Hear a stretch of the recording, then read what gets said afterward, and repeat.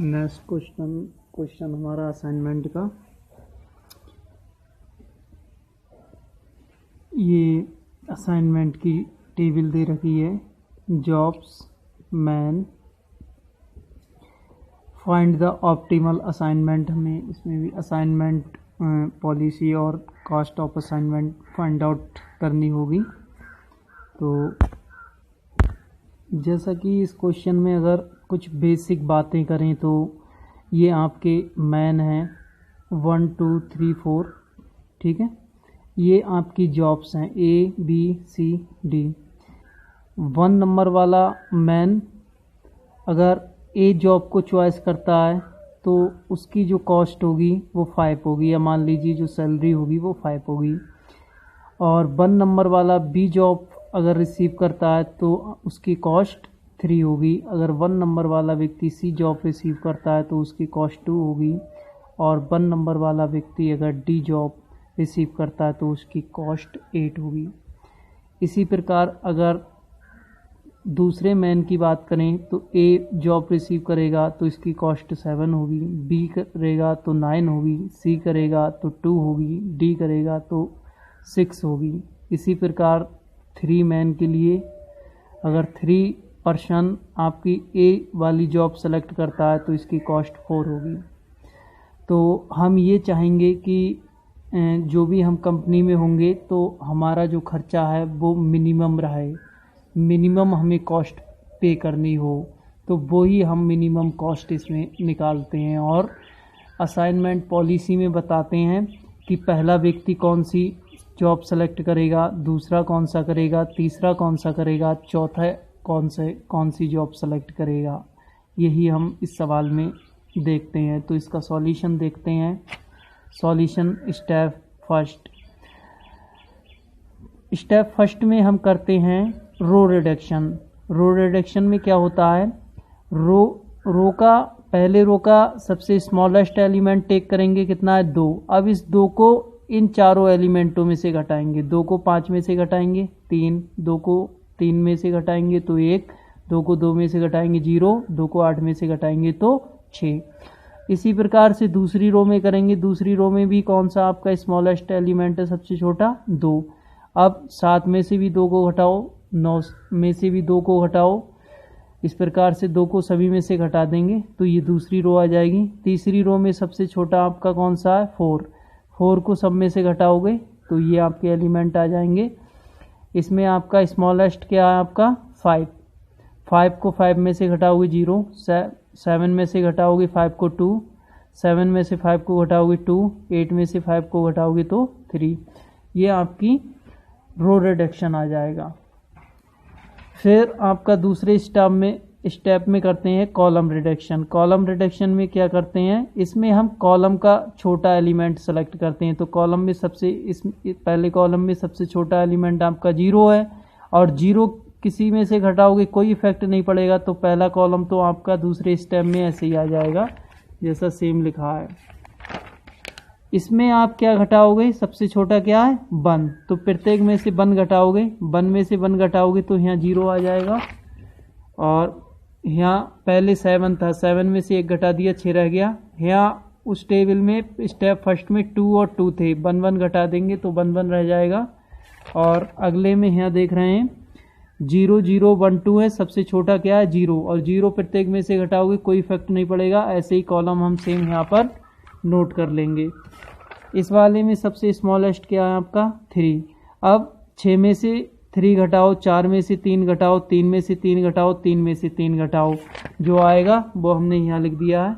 6 में से 3 घटाया 3 आया, 4 में से 3 घटाया 1, 3 में से 3 घटाओगे 0, और 3 में से 3 घटाओगे तो 0। अब हम इसका क्या करेंगे, अब हम ये करने के बाद इसका स्टेप 3 में करेंगे असाइनमेंट। तो स्टेप 2 को बिल्कुल स्टेप 3 में लिख लेंगे। अब असाइनमेंट करते हैं। तो पहले अगर देखेंगे, पहले रो में अगर कोई एक 0 है तो उसे असाइन कर लेंगे, 2 0 है असाइन नहीं करेंगे। दूसरे रो में कोई एक 0 मिलेगा तो असाइन कर लेंगे, एक 0 हमें मिल गया इसे असाइन कर लेंगे, और बाकी कोई कॉलम में 0 होगा उसे काट देंगे। तीसरे रो में एक 0 असाइन कर लेंगे, नहीं कर पाएंगे, 2 0 हैं। चौथे में भी 2 जीरो असाइन नहीं कर पाएंगे, कॉलम में असाइन करो, कॉलम में भी 2 जीरो असाइन नहीं करेंगे। इस वाले दूसरे कॉलम में 1 जीरो है तो हम असाइन कर लेंगे, और बाकी रो में कोई जीरो होगा तो काट देंगे। एक है वो ऑलरेडी कटा हुआ है, इसमें तो कोई जीरो नहीं बचा, इसमें 2 जीरो हैं, असाइन नहीं कर पाएंगे।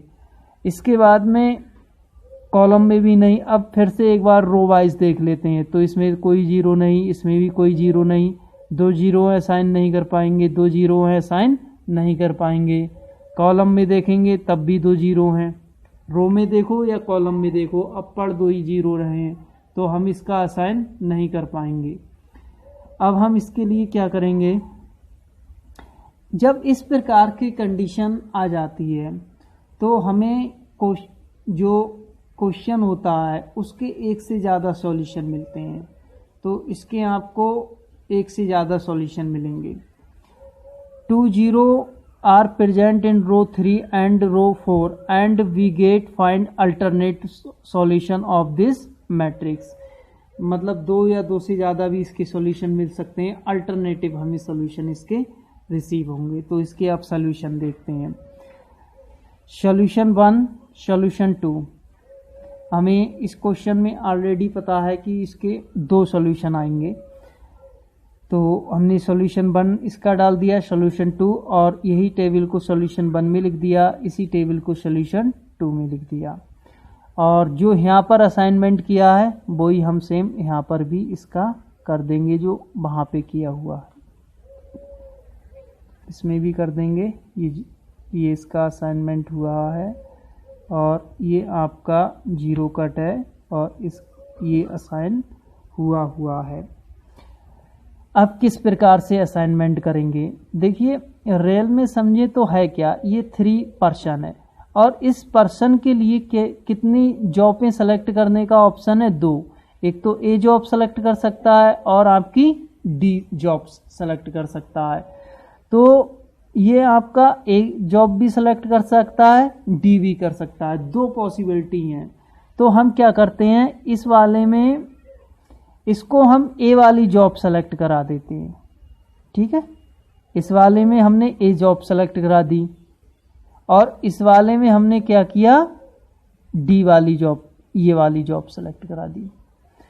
तो ये वाला जब हमने सेलेक्ट कराया है तो इसके कॉलम में, अगर रो में सेलेक्ट कराया है, कॉलम में कोई जीरो होगा वो कट जाएगा। इसी प्रकार से ये हमने सेलेक्ट कराया है, इस कॉलम में कोई जीरो होगा वो कट जाएगा, ठीक है।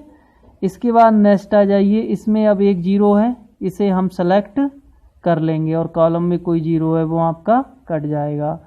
इसके बाद इसमें भी